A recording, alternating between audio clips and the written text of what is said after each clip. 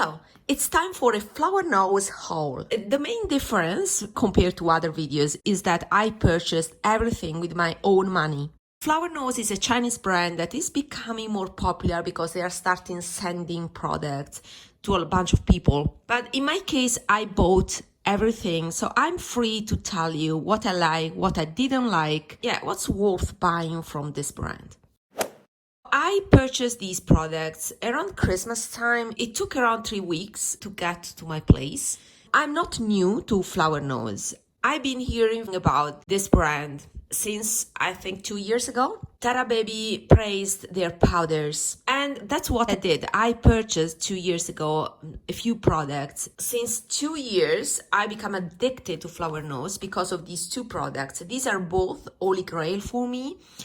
This is the highlighter. This is the best highlighter in my collection and is from old collection. Now, Flower Nose releases always limited editions. So their collections are limited edition, but they are around for 1 year, more or less, and then they phase out the products. So this is from an old collection from 2 years ago that was called Angel Collection, and they released these highlighters that were stunning.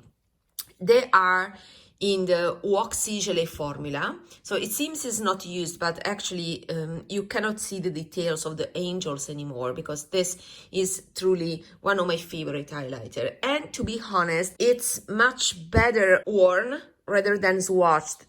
You are not truly able to see the uniqueness of this highlighter from the swatch. It is in the fact that it wears beautifully and it lasts over time. That has become a holy grail and has surpassed my Dior highlighters. And yeah, it's on par with my Tom Ford, but just because of the color. This is quite a common color. This is just a champagne highlighter. By the way, it's discontinued, but its name is Revelation. So this is my favorite highlighter in my collection. And as I said, it's on par with the Tom Ford, but about Tom Ford, I like very much the color that is more pinkish, while this one is a straight champagne. But yeah, it wears beautifully. It's the texture that is the Chinese waxy gelée texture. So the Chinese equivalent of the baked gelée. However, this is not art as baked gelée. If you press, it's squishy. I wasn't expected that, but as I said, it's Holy Grail. And the same happened with this powder. This is my Holy Grail powder. Is refillable, however, the refill doesn't exist anymore. It was called moisturizing powder. And as you can see, there's a grid here. So is again, a type of powder that is undetectable. See how fine it is. And yeah, I will swatch it, but you won't be able to see it. It's more mattifying than the Dolce & Gabbana one. You can check my previous video about comparison this product with the Dolce & Gabbana one, but this is better than Dolce & Gabbana in my opinion. So, I mean, these products became holy grails because they surpassed luxury formulas. Now, the prices of these are in the mid-range. So the powder was around the 30 euros, and also this one is in the 30 euro price range, more or less. And the same happens for the palettes.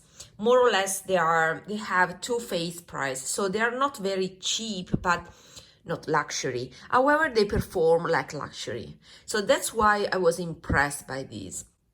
Now, Tara Baby 2 years ago praised the Circus powder. It was a loose powder. That powder was, again, a limited edition in a beautiful packaging. I purchased that powder. So the products that I purchased were three. This one, and the loose powder. However, I decluttered that powder. And the reason is that I much prefer the compact version because this powder, it's much more practical and it doesn't develop art pan. So I decided to keep this and to declutter the loose powder. For me, they were equivalent.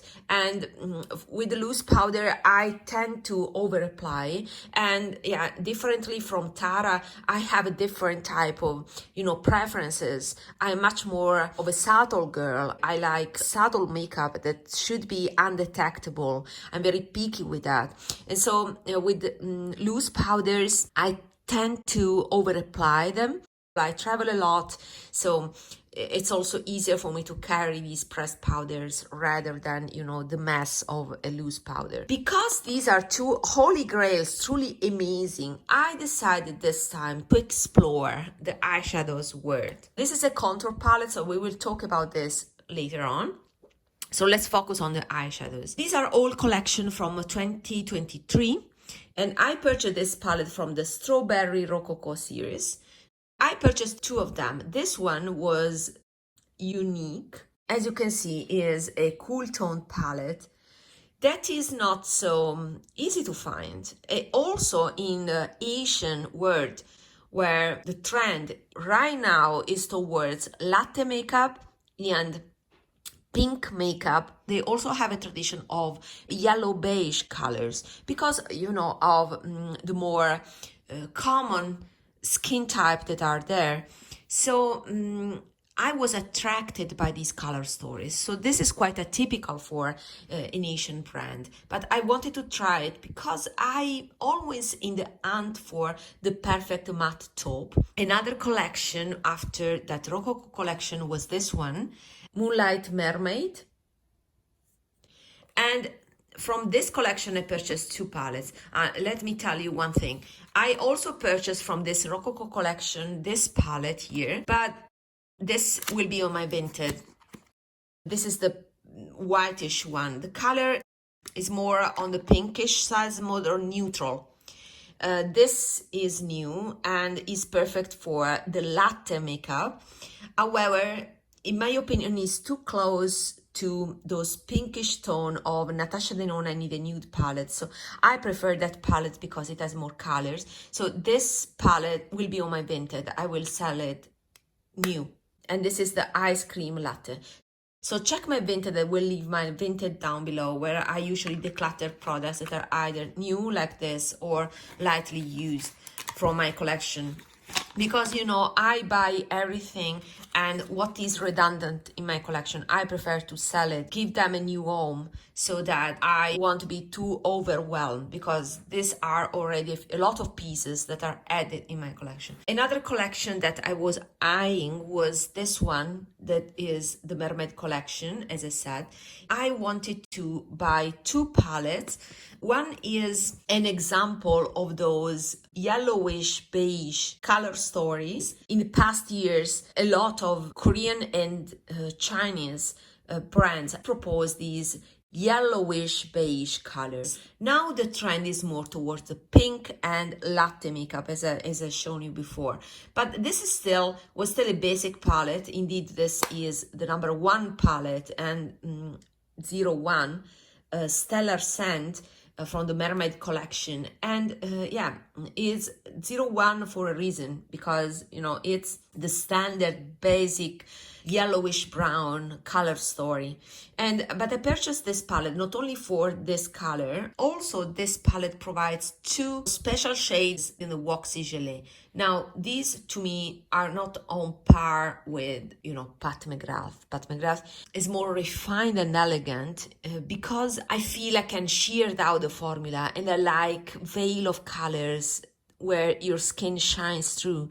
It may be your skin or other layers underneath. These are thicker, so are more, impactful, and to me, coarser, less refined and elegant. But still, they have a purpose. I sometimes want to create some impact or some details that should be more punchy.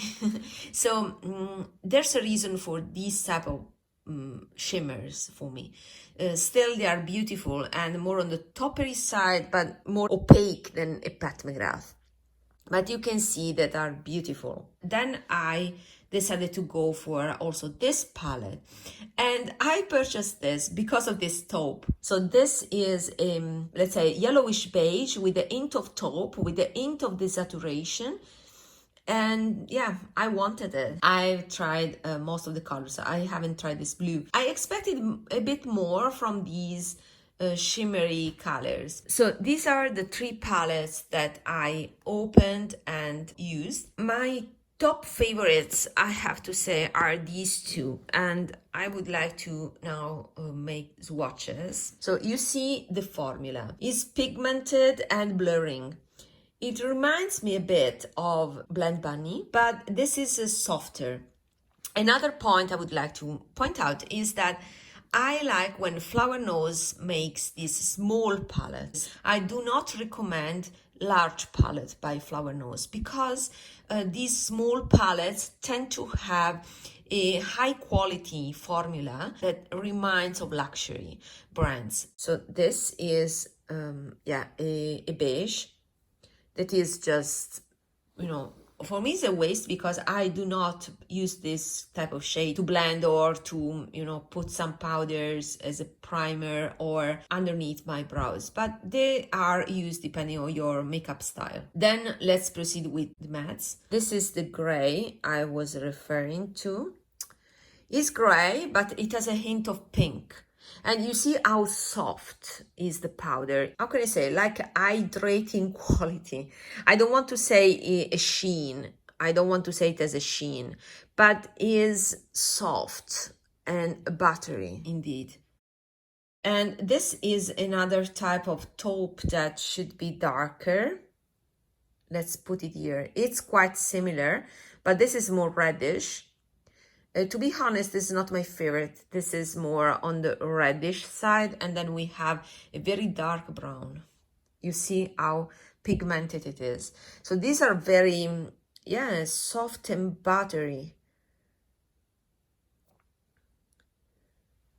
They are great powders. That's why I would recommend this series.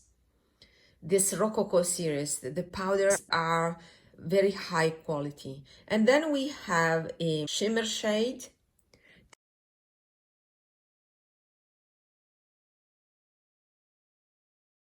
More on the glittery side. This reminds me of, you know, the new Pat McGrath special shades, not baked, so they are slightly inferior, but still with a lot of shine. I don't like it too much because when I blend it out, it becomes more sparse glitters, and it's not my favorite type of style. But anyway, I will keep this palette because I love this gray color. It's the perfect taupe, and those things are so personal. Depending on your skin tone, your undertone, taupes can turn more gray, more ashy, or the perfect one. And for me, this is the perfect one. So this palette is a must for me. This is the highlighter that I showed before. This one, that is Revelation. And then we can proceed. These are the 2 shimmer shades. Let me build them up. So this is more on the pinkish side, and this one is the more beige one. To be honest, they are not very distinguishable ones on the eyes. And I may prefer even this glittery, more glittery type of formula here. These are denser, less sparkly. Another yellowish beige. The effect is very soft, like there's silicone in the formula. Again, is a shade that kind of disappears on my skin. And then we have this beige here, is a taupish, yellowish beige. And then there's a brown here.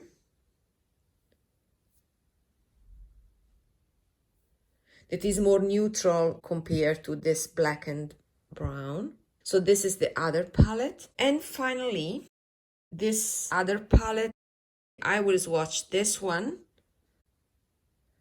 to provide a comparison. So I wanted to compare these 2 browns, and this one is this one. that once swatched becomes more reddish, less yellow, while yeah, this one is the kind of taupe that I was looking for.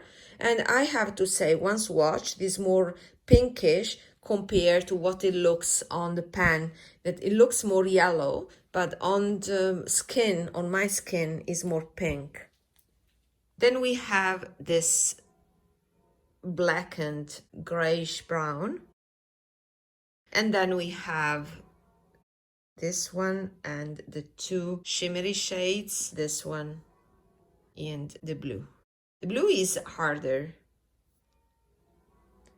So this is the other palette.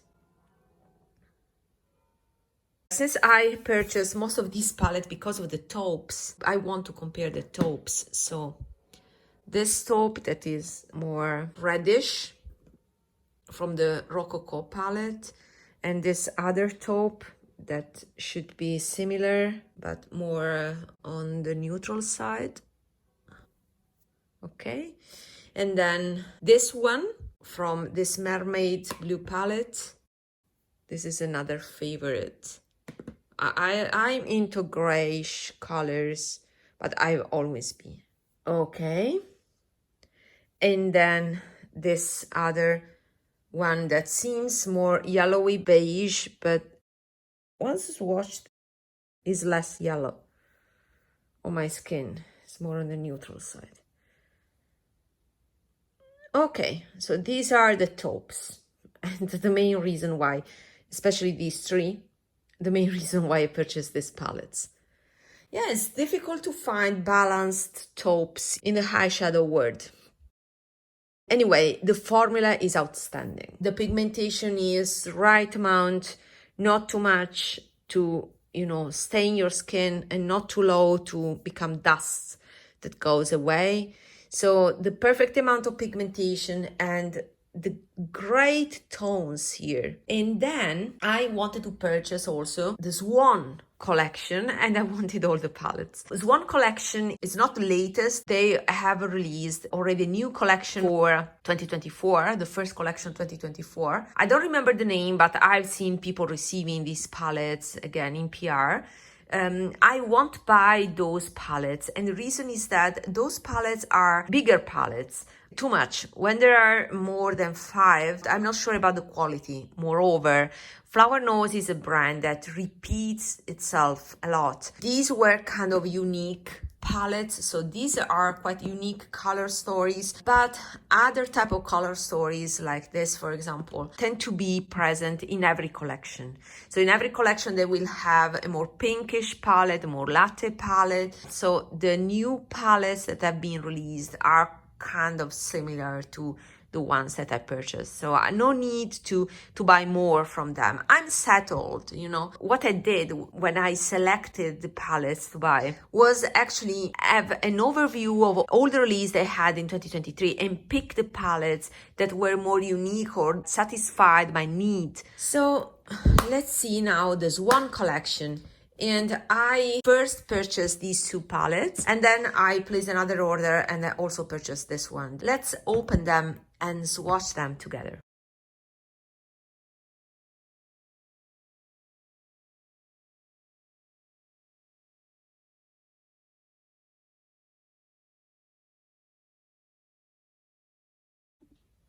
Okay, so this is the number 1, palette number 1, White Swan.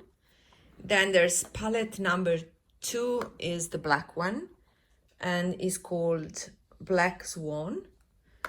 And this is palette number 3, Pink Swan. And these are the 3 palettes in this collection. So this is the peachy one, is very delicate, but I didn't want to miss this color. This is the palette that I purchased mainly for the special shades here. And then there's the pink one, although I'm not into pink, but this was so pretty. And yeah, I like the fact that these are more cool tone pink. So you can see the difference here. So we will compare them. I would say that most similar would be these ones. Okay, they are softer than the shimmer in the Mermaid collection. Let's put them here. Yeah, maybe this one, that is the pinkish one, that was this one, reminds of this shimmer shade. And then we have the two pinkish ones.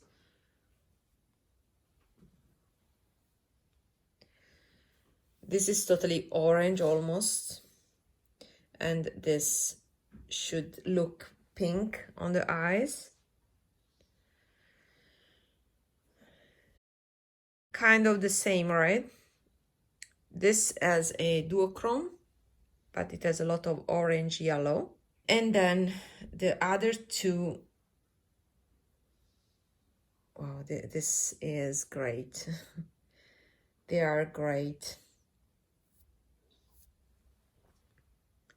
Indeed, these are quite unique. They are more on the cooler side. I mean, nothing unseen, because we have seen these cool pink lilac shades. This is very special because it is a silver but on the bluish side.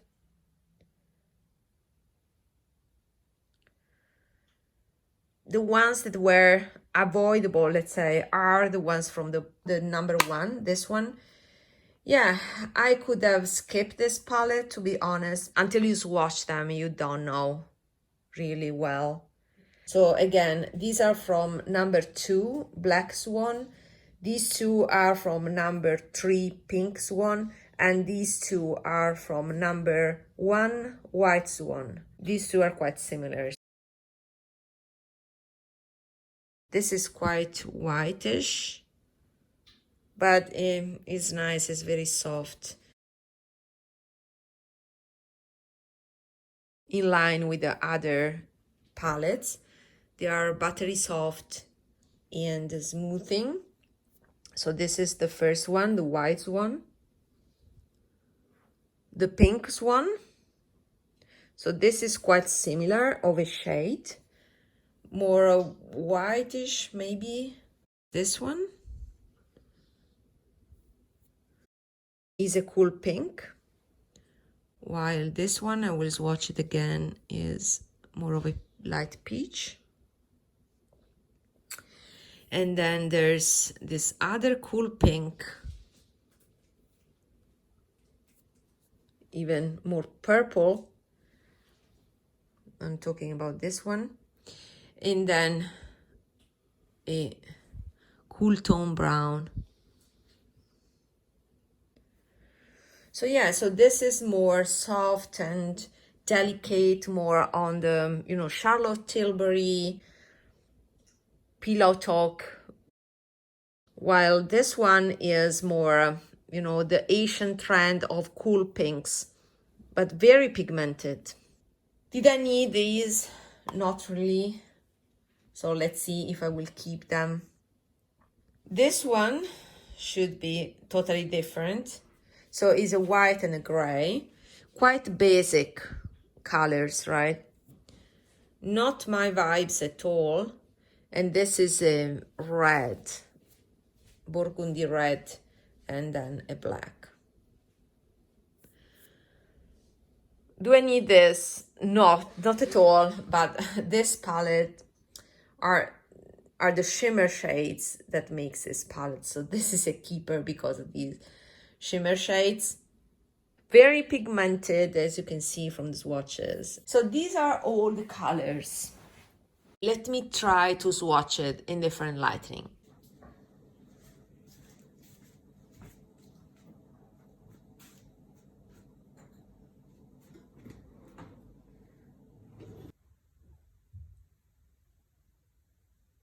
So all in all, from just watching them, I have to say the must-haves here is this one, number 2, because of the shimmer shades. These ones are totally must-haves in my opinion. So my first choice would be still these 3 that were actually the ones that I was more keen to open and use immediately, So these three are still my fave from the all Flower Nose offer. Before washing my arms, I would like to provide a comparison, just one, with Natasha Denona and the Nude palette. I'm curious to compare those pinkish taupes. So let's see. This one, wow, is quite close. More pink, to be honest, compared to the taupe of the Rococo palette. This other one, let me find a spot for it. So what I can tell is that the Natasha Denona ones, yeah, are, you see, warmer. Natasha Denona is pinkish and warmer, more reddish compared to the Flower Nose ones. And yeah, they are a bit more dry. So they are drier compared to the Flower Nose ones that are more buttery. They have maybe more silicone in it. Also a bit less pigmented compared to Flower Nose. So all in all, it may be unpopular, but I prefer Flower Nose mattes. They are smoother compared to Natasha Denona ones. They are on par. Let's try this color, Mia. That is an example of shimmer, even glittery shimmer. And let's put it here in the middle.